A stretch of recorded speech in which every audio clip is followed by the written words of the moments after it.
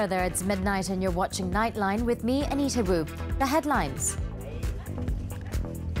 Nationwide vaccination program for teens to begin Monday.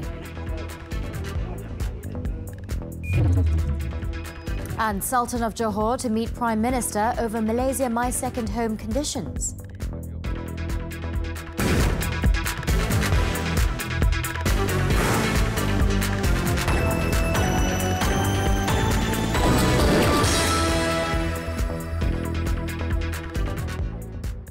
We'll begin with this headlining story. The COVID-19 vaccination program for teenagers aged between 12 to 17 in the country will begin this Monday. First Deputy Health Minister Dr. Noor Azmi Ghazali said the inoculation process will be held in schools with over 1,000 students, while schools with fewer students will be combined with neighbouring schools to reach the 1,000 mark.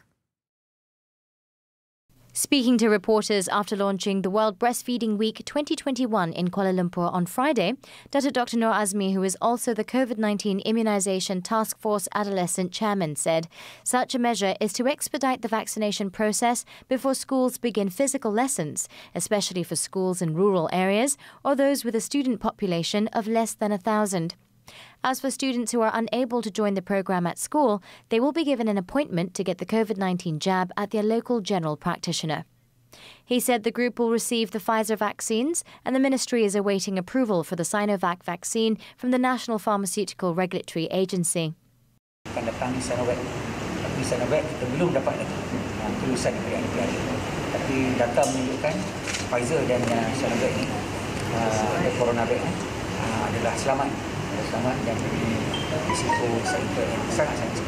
The ministry has set a target to fully vaccinate 80% of the group before the new school term starts next year, adding that the move will ensure a safer environment for students, in addition to having fully vaccinated teachers and school staff. The Sultan of Johor has expressed his disappointment with the Home Ministry following its refusal to review the strict conditions announced recently on the Malaysia My Second Home MM2H program. Sultan Ibrahim Sultan Iskandar said he would personally raise the matter with Prime Minister Datuk Seri Ismail Sabri Yaakob soon, especially since Johor is a popular destination for foreigners enrolled in the program. In a post on his official Facebook page, the Johor ruler said the tighter conditions set to deter applications could lead to an enormous loss of revenue for the state. He said what was heard in Parliament was a mere promise to consider MM2H applicants on a case-by-case basis, and it falls short of expectations, adding that it is a complete letdown to all existing participants and the relevant stakeholders. Sultan Ibrahim added the ministry's decision was mind-boggling, considering that MM2H brought huge economic benefits to Malaysia, and the rejection for a review was despite the earlier promise by the Home Minister to reconsider the new criteria. He highlighted that the ministry should only revoke the visas of errant participants instead of enforcing a blanket ruling if the nation's security was really its main concern. He also hoped good sense will prevail and that the government will immediately reinstate the program without any drastic changes.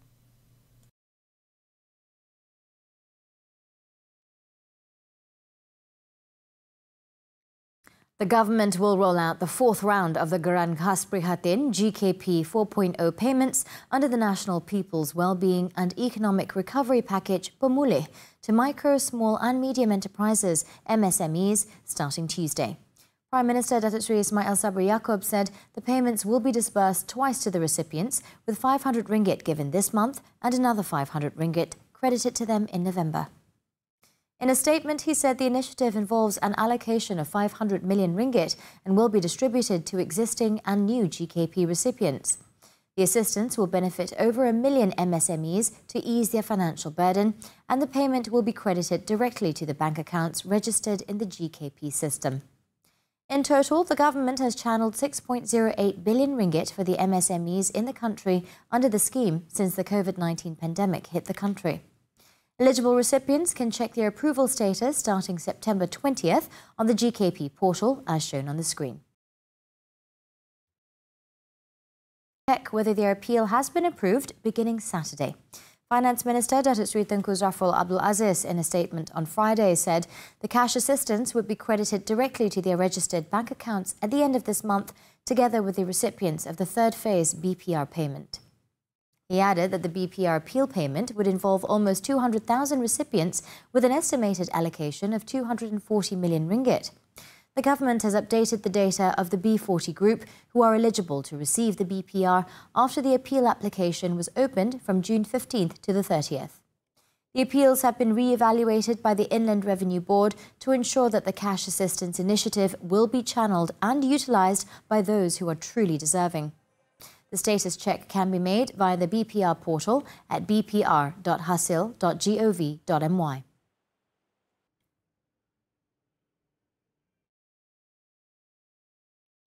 The Yang di-Pertuan Agong Al-Sultan Abdullah Riayatuddin Al-Mustafa Billah Shah and the Raja Permaisuri Agong Tunku Azizah Aminah Maimunah Iskandariah are making a special visit to the United Kingdom, the UK, from Friday to September 27th. Their Majesties are scheduled to visit the Battersea Power Station, Malaysia's iconic project in London, which is a joint venture between Sam Darby Property, SP Setia Berhad, Employees Provident Fund, EPF, and Permodalan Nasional Berhad, PNB. Wisma Putra in a statement said their Majesties have consented to visit the Malaysian High Commission in London on September 24th for a meeting with Malaysians, including entrepreneurs, academicians, students and community leaders. On September 25th, their Majesties are scheduled to visit the Tun Abdul Razak Research Centre, which is owned by the Malaysian Rubber Board and one of the world's leading rubber research and development R&D institutions. His Majesty will receive a courtesy call by the UK's Chief of Defence Staff General, Nicholas Carter, and the meeting will touch on the defence cooperation between both countries. According to Wisma Putra, the special visit symbolises the importance of the close relationship between Malaysia and the UK, manifested at the highest level of government.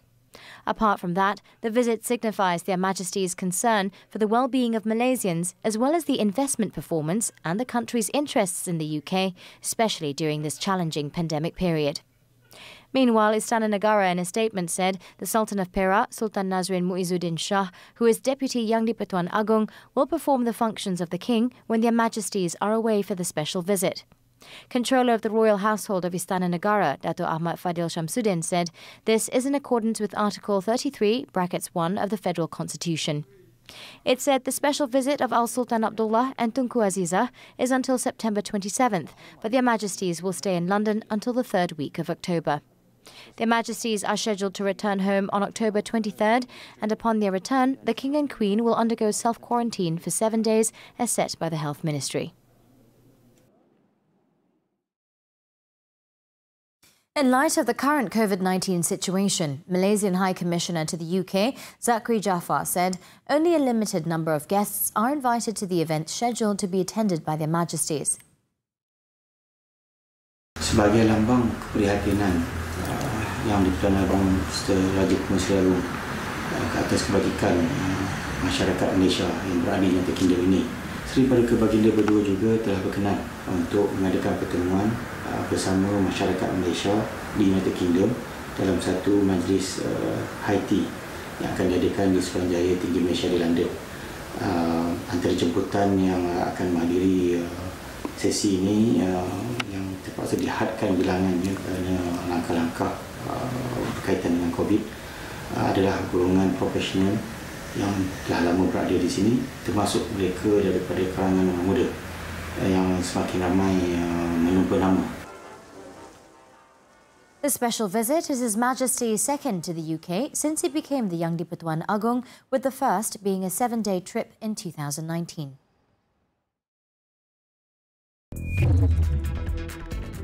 Up next, drugs worth more than 1 million ringgit seized in Johor. This and more from the local front right after this short break. Don't go away.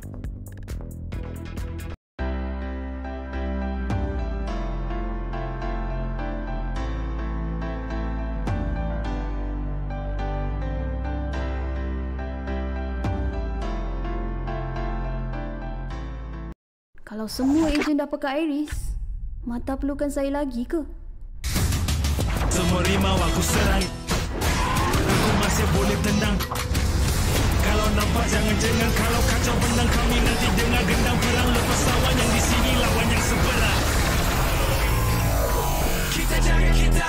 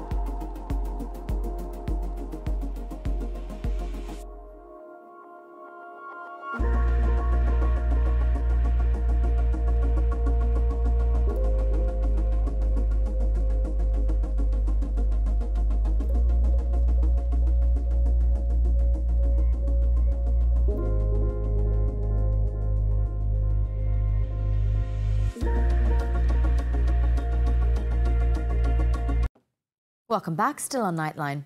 As more and more Malaysians head to Langkawi, which has reopened its doors to domestic tourists as part of a tourism bubble pilot project, some have fallen victim to scammers offering fake holiday packages. The Kedah Consumer Association, or CAKE, revealed on Friday it had already received a number of complaints on the matter and warned the public to be wary of any cheap holiday offers made by dubious travel agents. After spending months cooped up at home under lockdown, it is understandable that many people are excited to go for a much-needed getaway in Langkawi after the government had lifted some of its COVID-19 restrictions. However, those looking for dirt-cheap holiday packages may end up losing their money as well as their long-awaited vacation. CAKE said in the last 2 days it had received a total of 9 complaints on non-existent Langkawi holiday package scams from victims in Johor, Selangor and Perak. It was believed that the victims were lured with packages offered online at unbelievably low prices, but once the payment transaction had been made, the bogus travel agent would then block their calls. Carilah pakej-pakej pelancongan yang benar, yang genuine, yang kita nampak keyakinan kepada dia. Kita cek dulu dia punya review dia macam mana, dan sekiranya lepas kita dah dapat genuinenya ejen tersebut, kita pilihlah yang tu. Janganlah kita nak sip duit, kita nak jimatkan duit. Sebab yang skamer ni selalu menawarkan harga sampai 70%. Bayar 30% saja. Jadi yang ni lah yang selalu berlaku penipuan. The association also believes that there are more victims of such scams who have yet to come forward. Those who wish to lodge a complaint can contact the Tourism, Arts and Culture Ministry, Tribunal for Consumer Claims, or call CAKE directly at 04 771 8241. Meanwhile, several five-star hotels in Langkawi were fully booked on the second day of the travel bubble, while a majority of the hotels around the resort island recorded bookings between 60% and 80%. Malaysian Association of Hotel Vice Chairman for the Kedah and Perlis chapter, Razmi Rahmat, said this was a good sign for the hotel sector towards recovery. However, the booking rate for 4-star and below hotels was still slow at around 40%. This is because currently the Kuala Kedah ferry services are still not operating due to the implementation of the Enhanced Movement Control Order, EMCO. The association, however, was confident bookings would increase significantly on Monday once the Kuala Kedah Langkawi ferry services resume. The tourist arrivals to the island has also brought a new ray of hope to its tourism operators and small traders, as many business premises have reopened to welcome the visitors after months of closure. Nevertheless, the business operators hope that the holidaymakers would be responsible tourists and strictly follow the prescribed regulations, as their actions will determine the fate of the tourism sector. In Johor, police have confiscated 25.2 kilograms of heroin and 14 kilograms of ecstasy powder, all valued at more than 1 million ringgit, following separate raids around Johor Bahru and Iskandar Puteri 2 days ago. State Police Chief Dato' Ayub Khan Maidin Pichai said during the operation on Wednesday, police also detained 10 locals believed to be involved in a drug processing and trafficking syndicate. He added the syndicate had used a gated and guarded 2-story terrace residential unit in Iskandar Puteri to store and process drugs. Authorities also seized the precursor chemicals as well as a machine and paraphernalia to produce synthetic drugs, 4 cars and jewellery, all valued at 194,000 ringgit. The amount of drugs seized can be used by more than 172,000 addicts. Police also found that the syndicate had been operating since last month and the distribution of the illicit drugs was for local and overseas markets. The hunt for the mastermind and other members of the syndicate is still ongoing. The suspects, comprising 8 men and 2 women aged between 20 and 34, have been remanded for a week until next Wednesday to facilitate investigations under the Dangerous Drugs Act. In Selangor, a businessman and his wife were charged at the Selayang Magistrates Court on Friday with 5 counts of operating an illegal gambling den at their home 2 months ago. Liao Lian Kiong and Chen Lai Quen, aged 40 and 41 respectively, pleaded not guilty when the charges were read to them before Magistrate Nik Muhammad Fadli Nik Azlan, who fixed December 20th for mention. The couple were accused of using their house in Bandar Country Homes near Rawang for the illicit activities on July 6th. Liao was slapped with 3 charges, while Chen, who is a housewife, faced 2 charges. The offence under the Common Gaming House Act carries a maximum 50,000 ringgit fine or 3 years jail.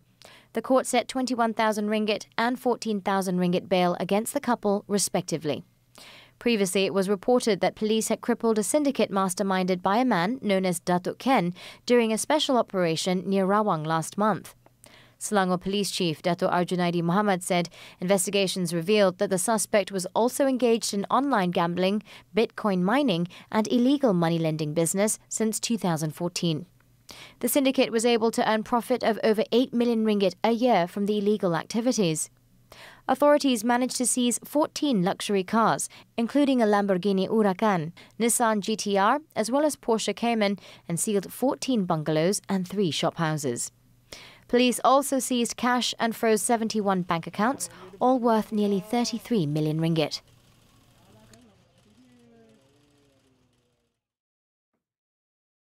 Four Bangladeshis and a local woman were charged at the Kajang Magistrates Court on Friday on charges of abducting a Bangladeshi man and asking for 1 million Bangladeshi taka, or about 50,000 ringgit ransom last month. No plea was recorded from all the accused, aged between 26 and 33, as the case is under the jurisdiction of the High Court. The 5 accused allegedly abducted 39-year-old Mat Sohail Rana with intent to obtain the ransom in front of a supermarket in Kajang on August 27th. They were charged under the Kidnapping Act, which provides the death penalty or life imprisonment and may be subject to whipping if convicted. Earlier, it was reported that the victim was detained for almost a week by his countrymen and was found in a weak state in a house in Bandar Technology. Magistrate Shahrul Sazli Matsain fixed October 7th for re-mention of the case.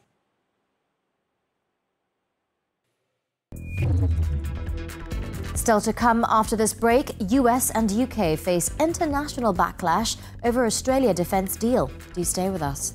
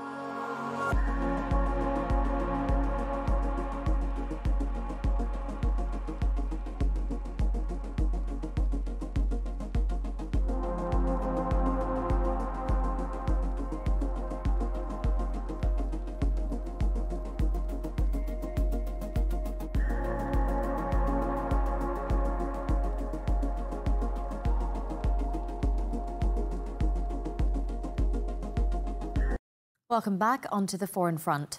Myanmar's ousted leader Aung San Suu Kyi will face a new trial for corruption by the country's military junta, adding to a raft of ongoing cases that could see her jailed for decades. According to her lawyer, Suu Kyi will face 4 charges of corruption on October 1st, with each count carrying a maximum sentence of 15 years.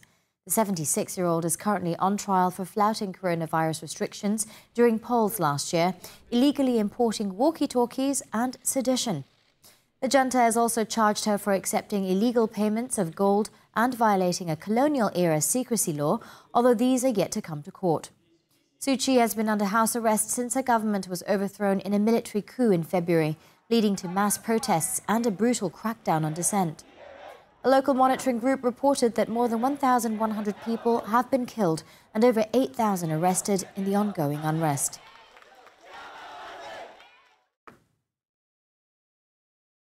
The British government, meanwhile, will on Friday consider easing England's COVID-19 rules for international travel, a late-season boost for airlines, holiday and tourism companies, which say they will not survive another winter of onerous rules and red tape.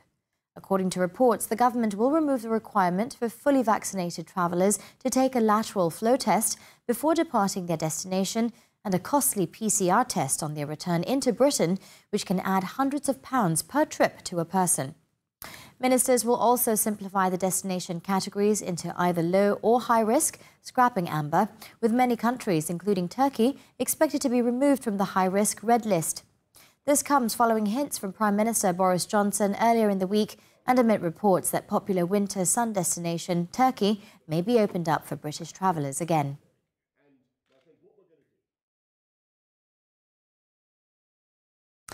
The United States and United Kingdom are facing growing international criticism over a new security pact signed with Australia, which will see the US and UK give Australia the technology to build nuclear-powered submarines. France's Foreign Minister Jean-Yves Le Drian called the announcement a stab in the back, adding that it is also a brutal, unilateral and unpredictable decision that reminded him of former US President Donald Trump. China, meanwhile, has accused the Allies of having a Cold War mentality that would hurt their own interests, with its President Xi Jinping stressing that foreign powers should not be allowed to interfere in the country's affairs. The Chinese state-run Global Times, on the other hand, warned of an arms race for nuclear submarines, adding that Australian soldiers were likely to be the first to die in a Chinese counterattack.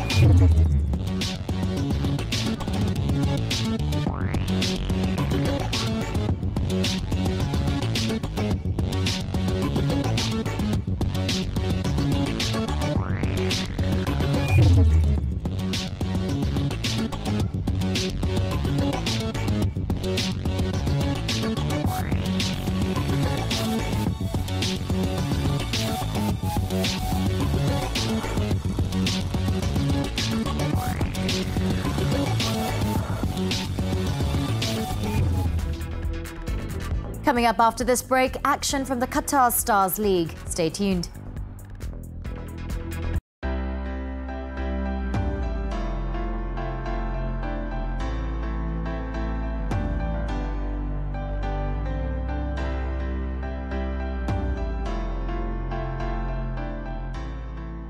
Kalau semua ejen dah pakai Iris, Mata perlukan saya lagi ke? Semua rimau aku serai, aku masih boleh tendang. Kalau nampak jangan jengang, kalau kacau benang kami nanti dengar gendang perang. Lepas lawan yang di sini, lawan yang sebelah. Kita jaga kita.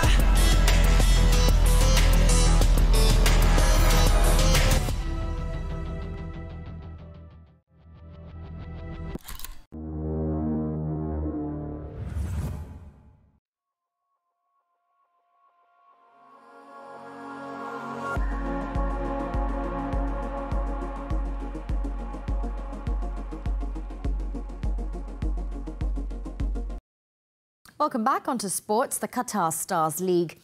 Rabih Bousafi struck a brace as Al Dahail beat Al Arabi 2-1 on Friday to move to the top of the league standings. After a goalless first half, Rabih Bousafi opened the scoring for Al Dahail in the 53rd minute with a well-struck low shot into the bottom corner. Bousafi once again found the net in the 66th minute, this time with a curling shot into the top corner of the net for a 2-0 lead.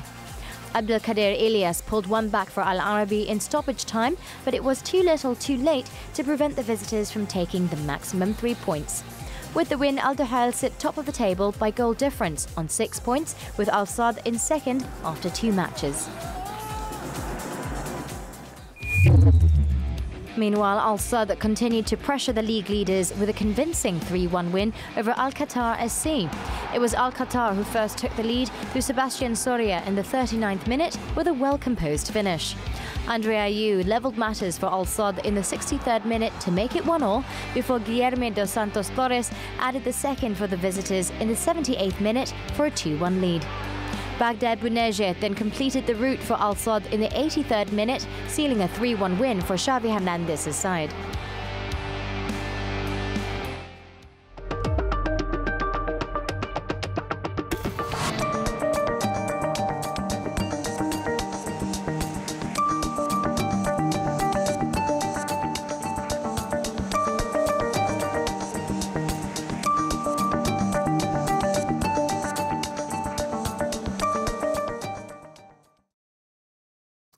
Over in Dubai, freelance video editor Rodion Lorax from Belarus recently filmed himself climbing to the top of one of the city's skyscrapers to see it from above.